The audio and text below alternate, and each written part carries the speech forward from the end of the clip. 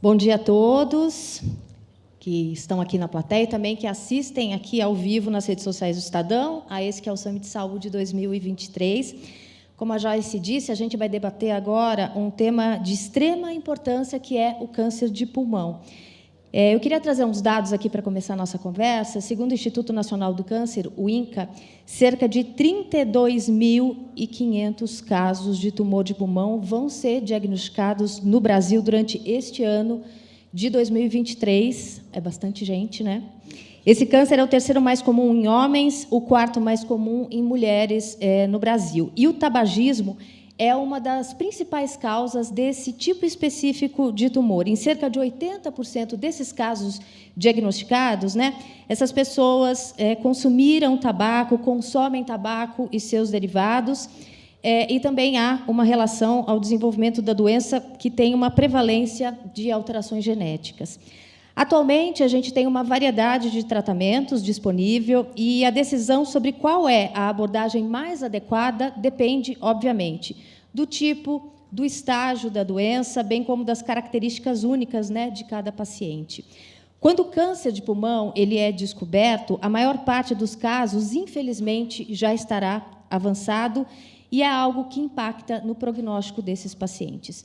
Essa é uma doença que, na maioria das vezes, é silenciosa e, por isso, o diagnóstico precoce é fundamental.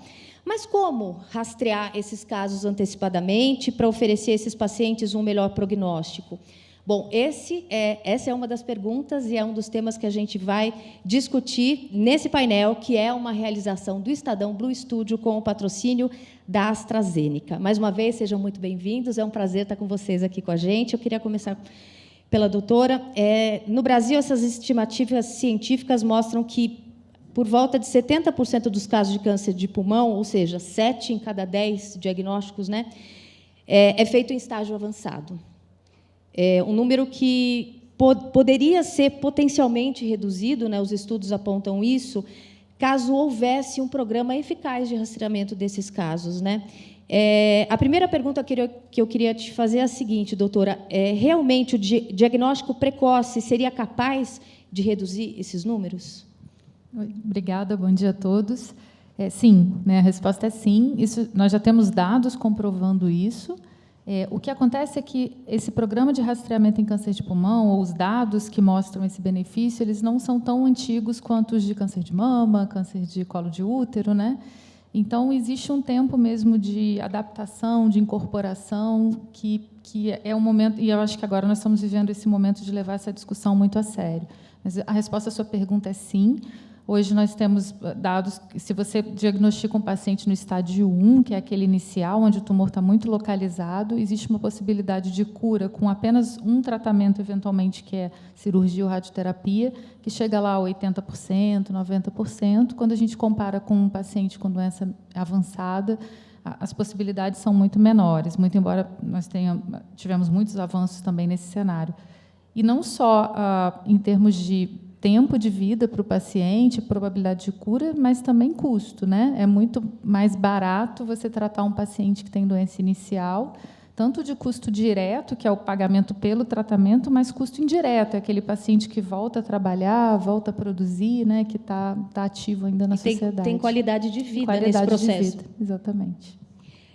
Bom, queria passar para o doutor Gustavo agora. Esse protocolo preventivo, né, a gente está falando aqui de prevenção, existe um protocolo preventivo sugerido pela Sociedade Brasileira de Pneumologia e Tisiologia, que sugere a realização de tomografias do tórax de baixa radiação em pessoas entre 50 e 80 anos que atendam a certos critérios. Eu queria que o senhor explicasse quais são esses critérios, como eles foram desenvolvidos. Seja muito bem-vindo. Obrigado, Rita. Obrigado ao espaço-tempo do Estadão para a gente abordar esse tema que é tão importante.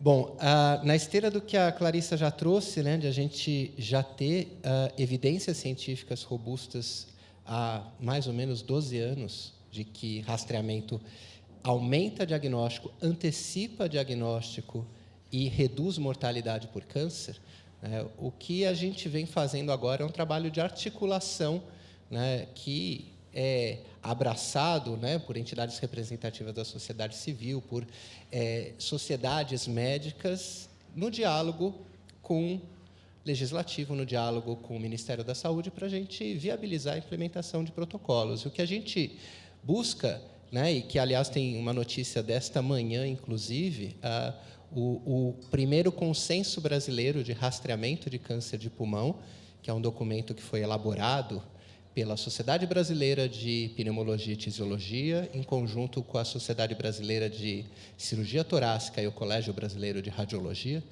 Ele foi aceito esta manhã para publicação, então, nas próximas semanas, já será, né, um documento público e que encerra essas recomendações, a síntese das evidências, as recomendações e o posicionamento dessas instituições. E a quem se aplica? Ficando mais especificamente a sua pergunta, pessoas de 50 a 80 anos, fumantes atuais ou ex-fumantes há até 15 anos, né, que pararam de fumar há menos de 15 anos, e que fumaram o que a gente chama de uma carga tabágica, ou seja, o consumo cumulativo de cigarro, equivalente a uma expressão de 20 anos maço, algo como 1 maço de cigarro por dia por 20 anos, 2 maços por dia por 10 anos, ou qualquer composição dessa multiplicação do consumo de cigarros pelo tempo do consumo que resulte nessa carga cumulativa. Essa é uma população de alto risco, não quer dizer que são os únicos, né, pacientes sob risco de ter câncer de pulmão, mas é o grupo que a gente enxerga não só o maior benefício dessa estratégia de você antecipar o diagnóstico para reduzir a mortalidade pela doença, como também para minimizar a realização de exames ou de outros procedimentos adicionais em pessoas que não tenham a doença. Com isso, a gente consegue restringir a indicação desse protocolo a quem mais vai se beneficiar e, de certa forma, torná-lo mais sustentável do ponto de vista financeiro para as fontes pagadoras, quer sejam, né, públicas ou privadas. Doutor, então, deixa eu ver se eu entendi. É nessa população específica de fumantes e ex-fumantes, por isso um exame como a tomografia, que é um exame bem específico. Isso, a tomografia e dentro, né, do contexto da tomografia, acho que as pessoas começaram a perceber mais que a tomografia existe desde o início da pandemia, por causa da ampliação da indicação desse exame de imagem para enxergar melhor o pulmão com uma resolução maior do que uma radiografia atrás. A tomografia ela pode ser realizada com um protocolo de ajuste no equipamento para você minimizar a dose de radiação desse exame, que ela é classicamente bastante superior à dose de radiação de uma radiografia comum do tórax. Quando você ajusta essa dose, você acaba incidindo sobre o paciente uma dose de radiação menor, impondo a ele um risco menor do próprio procedimento, uma vez que você imagina que ele será repetido ao longo da vida, né, e não diluiria os potenciais benefícios dessa estratégia com qualquer complicação possível da realização do exame. Então, é a tomografia com baixa dose de radiação, que é um método diagnóstico, claro que inserido dentro de todo o arcabouço de um programa em que os pacientes são recrutados, acompanhados, orientados a parar de fumar, tratados para parar de fumar. Com isso, você potencializa esses benefícios, né, e dirigidos para exames complementares quando a tomografia evidencia qualquer achado suspeito ou do câncer de pulmão ou de outra doença que mereça uma abordagem específica, doenças do coração, outras doenças respiratórias, por exemplo. Doutor, há evidências científicas, então, que um protocolo como esse seria benéfico para essa população e ajudaria a prevenção desse câncer, ou a descoberta precoce desse câncer? Sim, a gente consegue, com o rastreamento do câncer de pulmão através da tomografia de baixa dose, reduzir a mortalidade por câncer em 20% a 25%. Ou seja, uma redução bastante considerável. É claro que a gente ainda precisaria, né, em paralelo, uma série de outras ações no controle e no enfrentamento do câncer de pulmão. Então, a continuidade da nossa política de controle do tabagismo, a Política Nacional de Controle do Tabagismo, e, claro, o reforço às linhas de cuidado daqueles pacientes, muitas vezes, que já procuram voluntariamente os serviços de saúde por algum sintoma respiratório e que mereceriam, em casos específicos, uma via mais rápida para um diagnóstico mais assertivo, um tratamento mais rápido ou um direcionamento a um serviço referenciado com uma complexidade maior, mais precoce. Então, eu acho que são caminhos em paralelo para a gente atuar não só naquele paciente com sintoma, mas também no paciente sem nenhum sintoma, que ele tem simplesmente os critérios de risco, esse é o alvo do rastreamento, né, e em conjunto com a prevenção primária, né, que é a orientação para não iniciar o tabagismo ou aqueles que já fumam para cessar o consumo do tabaco. Obrigada, doutor. Marlene, queria trazer você para a conversa, seja muito bem-vinda. Eu queria que você falasse para a gente, trouxesse a visão do paciente, né? O que eles dizem sobre esses exames de rastreio? Muitos deles reportam que só fizeram um exame depois de sintomas, ou seja, não fizeram um exame ali para tentar um diagnóstico precoce, mas sim depois que os primeiros sintomas já apareceram e, eventualmente, confirmaram o diagnóstico? Bom dia a todos. Primeiramente, queria agradecer ao Estadão pelo convite. Rita, eu queria dar uns passinhos atrás, né, nessa sua pergunta. Primeiro, eu acho que chegou a hora, principalmente no câncer de pulmão, da gente começar a estabelecer um diálogo com todo o ecossistema de saúde, para a gente começar a falar efetivamente sobre a importância do rastreamento. Né? A gente percebe que existe muitas... que nem a gente está com 2 especialistas aqui, que vêm com dados, com informações da importância do rastreamento. E aí eu não consigo entender porque o nosso país não tem uma política de rastreamento. Então, quando você me faz essa pergunta, aí o que eu vejo hoje? O paciente ele tem chegado ao sistema de saúde cada vez mais com a fase avançada da doença. A minha instituição tem 15 anos. Se eu olhar nessa linha do tempo de 15 anos, eu percebo que, há 15 anos atrás, um paciente com diagnóstico de câncer de pulmão, ele tinha outras possibilidades de tratamento. E hoje, você vê, eu tenho pacientes na minha instituição que está convivendo com câncer há mais de 10 anos. E antes, era um diagnóstico que era muito difícil. E hoje você percebe que, quando você fala com o paciente, eu tenho que entender que eu tenho 2 sistemas de saúde. Eu tenho a saúde suplementar, que é aquela pessoa que tem um plano de saúde, e quem está no Sistema Único de Saúde. Quando ele está no SUS, aquele paciente ele não vai entender isso aqui, você tem que fazer uma tomografia de baixa dose. Ele não entende essas nomenclaturas, ele não entende esse caminho, e isso a gente tem que deixar muito claro. As pessoas, que nem a gente tem que reconhecer que o nosso país avançou muito com a lei antifumo, só que hoje você percebe os jovens indo, fumando os vapes, né? Eles estão mergulhando nesse universo, e a gente tem que falar isso o tempo inteiro.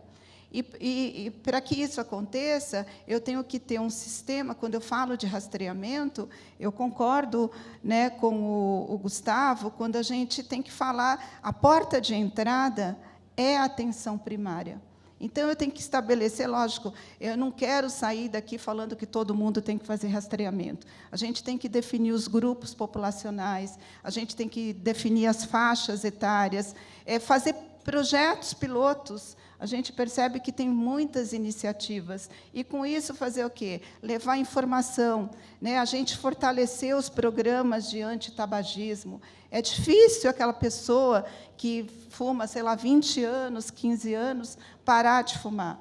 Os sintomas, eles confundem muito. Né? Às vezes, o paciente ele fica anos e anos rodando no sistema, mas ele não tem claro, né? O próprio médico que está ali fazendo aquela abordagem, ele não entende que aquela queixa daquele paciente ele tem que ser investigado com mais profundidade. E isso faz com que o paciente ele não tenha o acesso, ele não entende que ele precisa observar esses sintomas. Né? O médico, muitas vezes, a gente tem relato que a pessoa fumou 15 anos. Aí ele está ali na frente do médico, parou de fumar há 20 dias. Aí o médico pergunta, você fuma? Não, eu não fumo.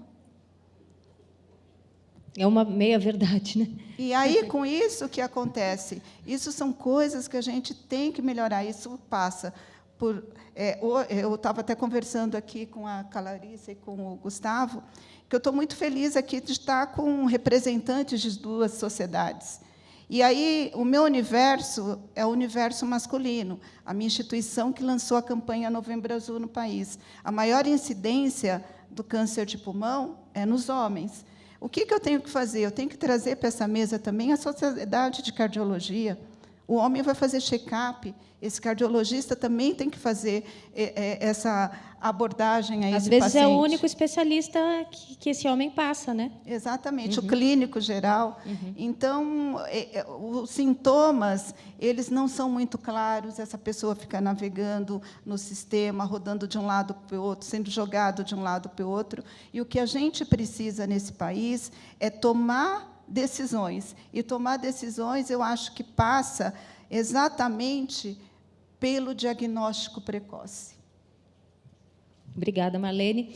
Bom, a gente falou aqui muito da importância da prevenção, da qualidade de vida, da sobrevida que esse paciente tem com esse diagnóstico precoce. Eu queria falar com a doutora Clarice agora um pouquinho sobre números, né? Um estudo recente que foi feito pelo INSPER, com apoio da AstraZeneca, apontou que 80% dos gastos com câncer de pulmão entre os anos de 2015 e 2019 estão relacionados à alta taxa de mortalidade, né, da doença e também essa questão do absenteísmo da população economicamente ativa, que é diagnosticada e tem um impacto ali na vida do trabalho, né?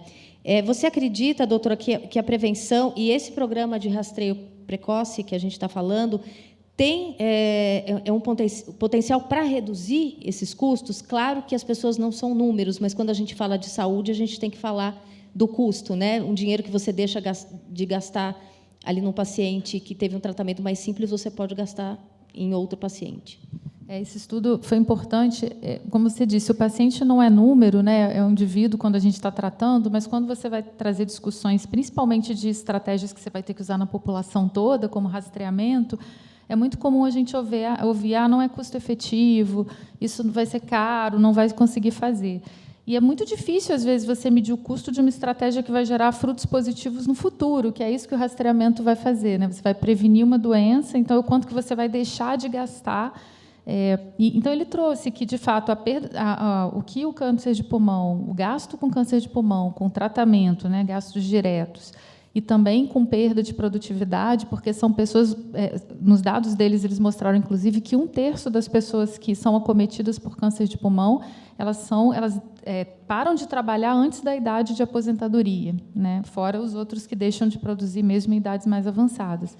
Então, isso tem um custo muito alto, que no estudo ficou em torno de 1,3 bilhão, que é bem maior do que o custo que se tem, por exemplo, com câncer de próstata e câncer de mama, que são doenças mais comuns.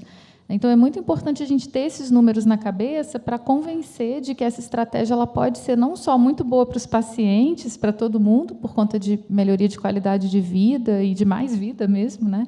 Mas também por conta de custo para o sistema, né? O câncer de pulmão, até por ser a doença que mais mata, não só no Brasil, mas no mundo, quando a gente fala de câncer, houve um investimento enorme, né? Nos últimos 15 anos, a evolução no tratamento foi realmente, comparado até com os outros tipos de tumor, foi algo que saltou aos olhos. Isso foi fruto de investimento, porque as pessoas acreditavam que precisavam resolver esse problema. Então, hoje, nós temos estratégias de tratamento, como que vocês já devem ter ouvido falar, imunoterapia, terapia-alvo, testes genéticos, que foram muito importantes, são muito importantes, melhoraram a qualidade de vida dos pacientes, tem um custo alto também, então isso precisa ser discutido. E são estratégias usadas em pacientes que têm doença maior ou doença mais avançada, na maioria das vezes. E diminuíram a mortalidade também. Mas o rastreamento, o potencial do rastreamento de reduzir mortalidade e de reduzir custo de tratamento é maior do que todas essas estratégias que nós utilizamos. Então, não faz sentido para mim a gente estar o tempo todo discutindo tratamento, como fazer, que também é uma discussão fundamental, e não começar a discutir, ao mesmo tempo, também prevenção e diagnóstico precoce. Tem uma coisa que o Gustavo falou, que às vezes é pouco falado, nos estudos de rastreamento, eles olharam também o impacto de você fazer o paciente parar de fumar durante o programa de rastreamento, porque são muitos fumantes que entram, né, ou ex-fumantes que têm recaída. E esse impacto de reduzir o tabagismo de redução de mortalidade foi até maior do que o do rastreamento. Então, não é só uma ação de fazer uma tomografia, é todo um acompanhamento.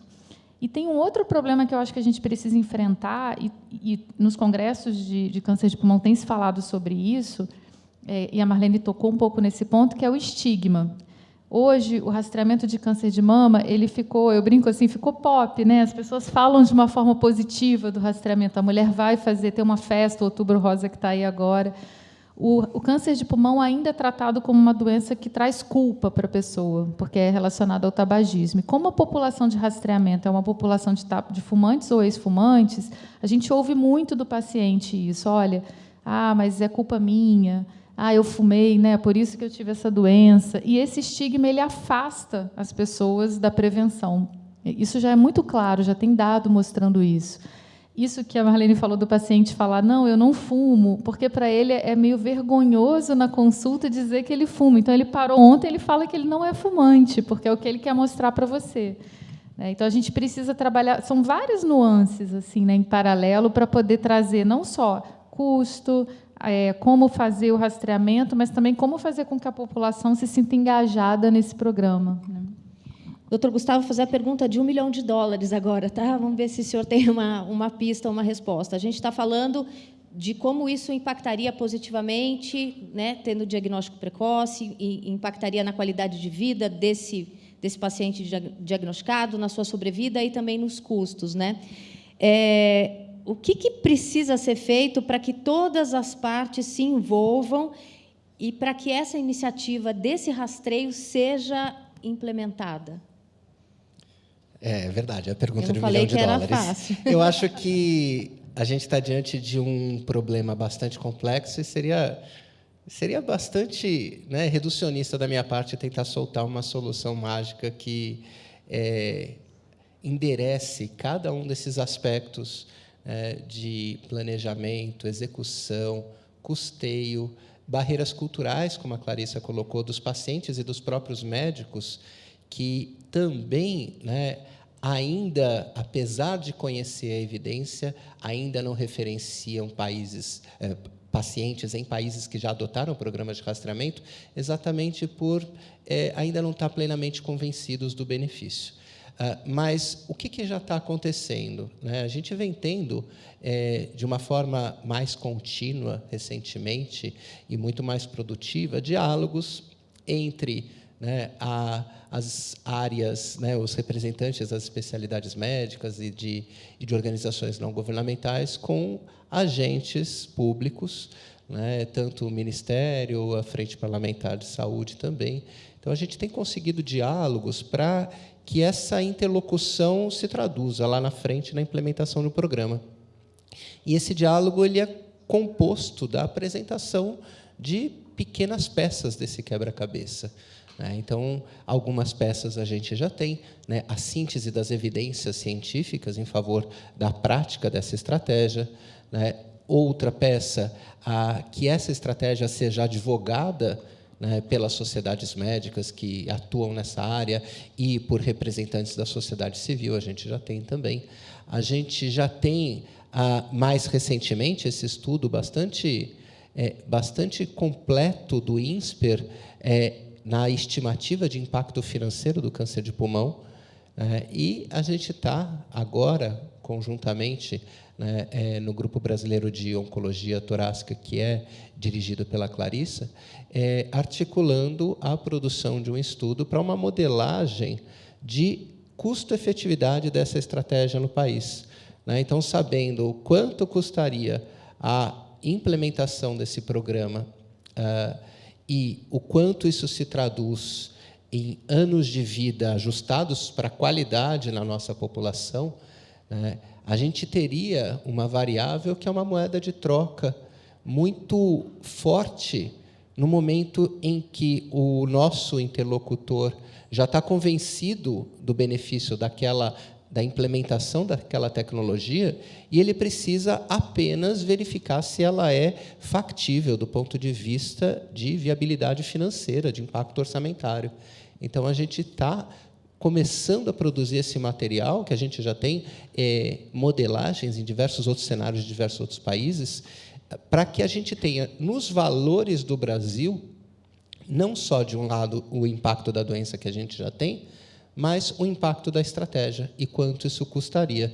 E a outra questão que corre em paralelo, né, é o amadurecimento de novas fontes de financiamento para a saúde, especialmente, né, no combate ao câncer, porque é um conjunto de doenças que tem, em geral, um cuidado mais caro desde o momento do diagnóstico até o tratamento, e que, por isso, talvez mereça uma abordagem diferente do ponto de vista de tratamento financeiro, ou seja, de previsão de investimento, de orçamento, que vá além, né, do que a gente tem atualmente, uma vez que os novos tratamentos impactam em mais custos, os novos métodos diagnósticos também, e que a gente precisa, de certa forma, prever de uma maneira sustentável que isso seja incorporado no sistema e que isso possa oferecer lá na frente, né, o benefício que a gente espera para a população.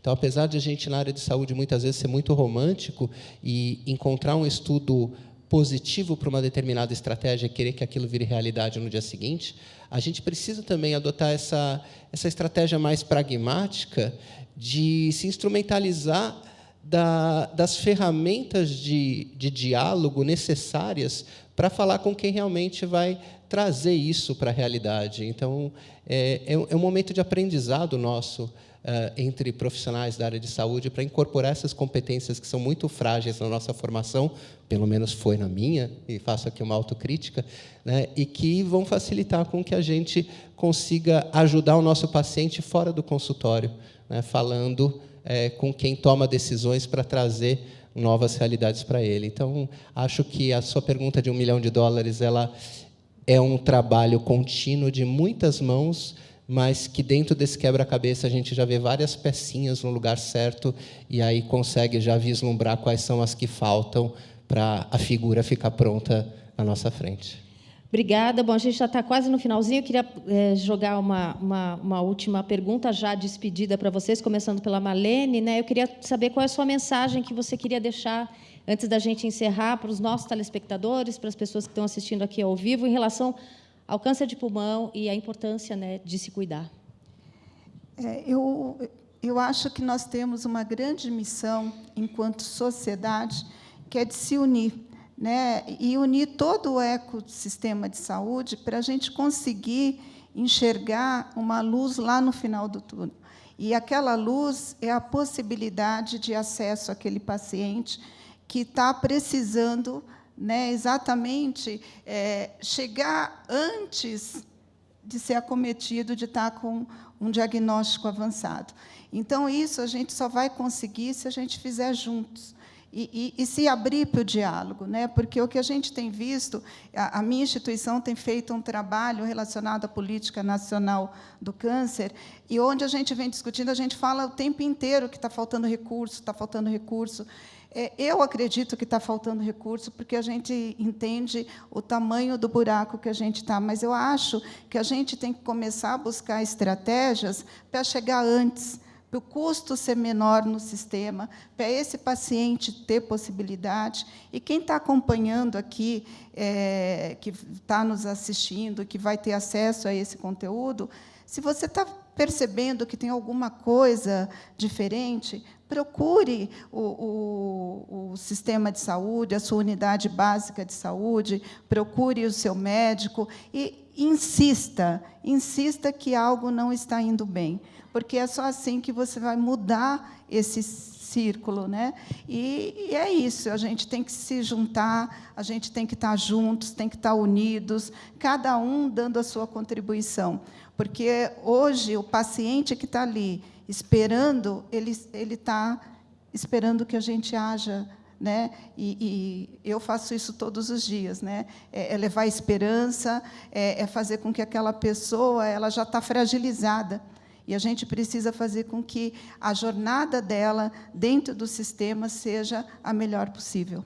Obrigada, Marlene. Agora, a mensagem final da doutora Clarissa. Eu acho que eu queria deixar para o público, né, para os pacientes, familiares, para o público leigo, que se informe. Hoje a informação ela é bem mais disponível. Então, a gente precisa falar da doença. Se a doença é comum, se a doença mata, a gente não pode se esconder do problema, todo mundo buscar, porque hoje você não precisa depender do médico para trazer uma informação, você pode levar a informação para ele. E, para nós, como sociedades, eu acho que é um pouco o que o Gustavo falou, a gente precisa sair de um lado levantando uma bandeira de que tem que fazer e o outro dizendo que não tem dinheiro, juntar todo mundo e, de forma bem pragmática, traçar o caminho, começar, e depois a gente vai vendo os problemas que vão surgir. Eu acho que é isso que a gente quer fazer aqui. Obrigada. Obrigada. Doutor Gustavo, sua mensagem final. Bom, a primeira, maior de todas, se a gente abre um espaço para discutir câncer de pulmão, é falar sobre tabaco.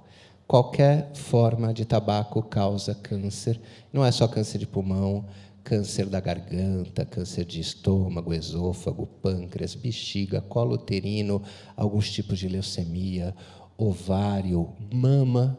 Então, qualquer forma de consumo do tabaco causa câncer. Cigarro eletrônico não é redução de danos.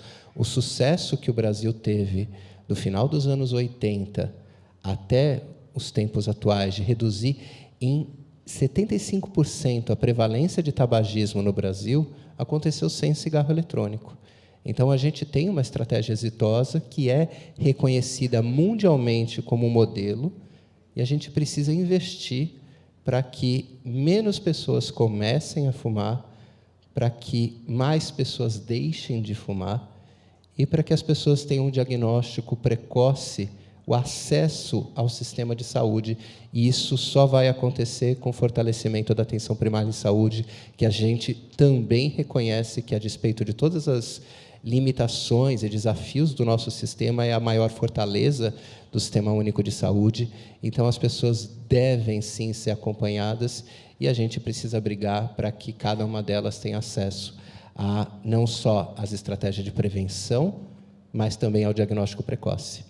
Obrigada. Queria agradecer mais uma vez muito a presença aqui de vocês, pelo tempo de vocês, pelos esclarecimentos e também ao nosso público por nos acompanhar nessa importante conversa sobre o câncer de pulmão. Então, não se esqueçam de se informar, de se prevenir, de promover essa conscientização sobre essa doença, de falar com o médico, como a Marlene disse, insistir, ser aquele paciente chato, né? Isso é sempre muito bom, sempre muito efetivo. Obrigada por todo mundo que está aqui com a gente na plateia, ao vivo, no Nibis Cultural, né? Eu acho que junto a gente realmente pode fazer essa diferença. Esse, então, foi um painel patrocinado pela AstraZeneca, realizado pelo Estadão Blue Studio. Muito obrigada mais uma vez. Até a próxima.